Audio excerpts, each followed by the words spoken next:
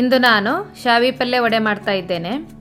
ಈ ಶಾವಿ ಪಲ್ಯ ವಡೆ ರೊಟ್ಟಿ ಚಪಾತಿಗೂ ತಿನ್ಬಹುದು, ಇಲ್ಲಾಂದರೆ ಅನ್ನ ಸಾರು ಜೊತೆ ಸೈಡ್ ಡಿಶ್ ಆಗಿ ಕೂಡ ಇದನ್ನು ತಿನ್ಬಹುದು.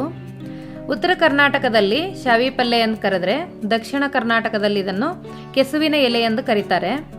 ಶಾವಿ ಪಲ್ಯದಲ್ಲಿ ಹೇರಳವಾಗಿ ಔಷಧೀಯ ಗುಣಗಳಿವೆ. ಆಯುರ್ವೇದದ ಪಂಡಿತರು ಕಿಡ್ನಿ ಕಲ್ಲುಗಳ ನಿವಾರಣೆಗೆ ಶಾವಿ ಪಲ್ಯ ತುಂಬ ಉಪಯೋಗಕಾರಿ ಎಂದು ಹೇಳ್ತಾರೆ. ಇದನ್ನು ಹೊರತುಪಡಿಸಿದರೆ ಕೆಸುವಿನ ದಂಟಿನಲ್ಲಿ ವಿಟಮಿನ್ ಅಂಶದ ಪ್ರಮಾಣ ತುಂಬ ಹೆಚ್ಚಾಗಿ ಕಂಡುಬರುತ್ತದೆ. ಹಾಗಾದರೆ ಬನ್ನಿ ಶಾವಿ ಪಲ್ಯ ವಡೆ ಹೇಗೆ ಮಾಡೋದೆಂದು ತಿಳಿಯಲು ಈ ವಿಡಿಯೋ ಪೂರ್ತಿಯಾಗಿ ನೋಡಿ. ಆದರೆ ಅದಕ್ಕೂ ಮೊದಲು ನಮಸ್ಕಾರ, ಪಾಕಶಾಸ್ತ್ರ ಚಾನಲ್ಗೆ ಸ್ವಾಗತ. ನಾನು ಸುರೇಖಾ ತಳವಾರ್. ನಮ್ಮ ಚಾನಲ್ಗೆ ಸಬ್ಸ್ಕ್ರೈಬ್ ಮಾಡಿಲ್ಲ ಅಂದರೆ ದಯವಿಟ್ಟು ಸಬ್ಸ್ಕ್ರೈಬ್ ಮಾಡಿ, ಹಾಗೆ ಪಕ್ಕದಲ್ಲಿರೋ ಬೆಲ್ಲೈಕನ್ ಪ್ರೆಸ್ ಮಾಡಿ. ಬೆಲ್ಲೈಕನ್ ಪ್ರೆಸ್ ಮಾಡೋದ್ರಿಂದ ನಮ್ಮ ಹೊಸ ವಿಡಿಯೋಗಳ ನೋಟಿಫಿಕೇಶನ್ ನಿಮಗೆ ಬರುತ್ತೆ.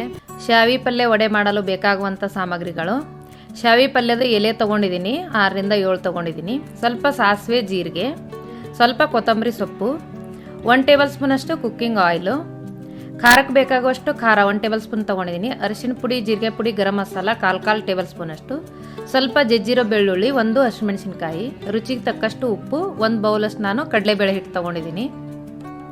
ಇಷ್ಟು ಶಾವಿ ಪಲ್ಯ ವಡೆ ಮಾಡೋದಕ್ಕೆ ಬೇಕಾಗುವ ಸಾಮಗ್ರಿಗಳು. ಈ ಥರ ಶಾವಿ ಪಲ್ಯನ ನಾವು ಮನೆಯಲ್ಲೇ ಪಾಟಲ್ಲಿ ಬೆಳ್ಕೋಬಹುದು.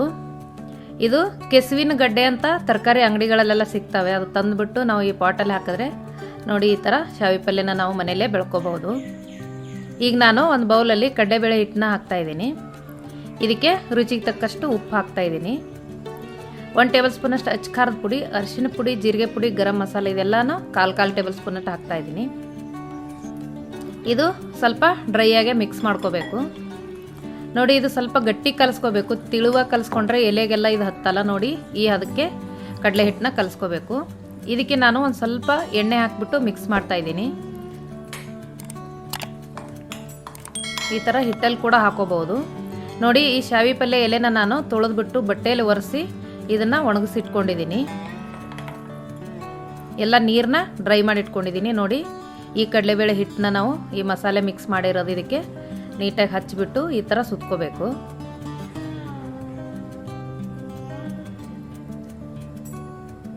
ನೋಡಿ, ಈ ಥರ ಸುತ್ತಿದ್ದು ಡೀಪ್ ಫ್ರೈ ಮಾಡಿದ್ರೆ ಬಜ್ಜಿ ಥರ ಹಾಗೆ ಕೂಡ ತಿನ್ಬೋದು.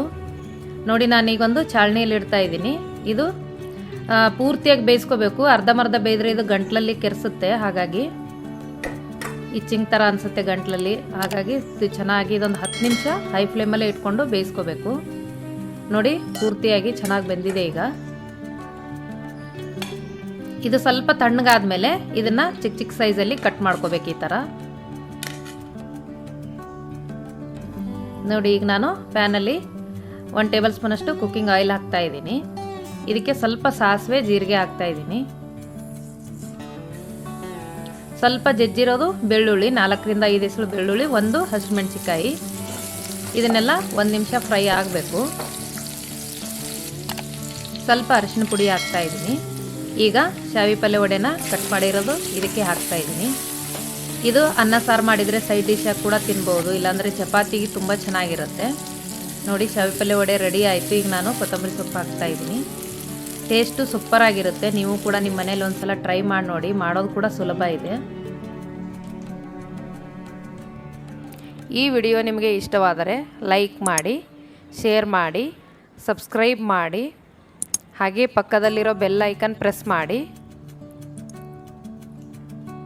ಧನ್ಯವಾದಗಳು.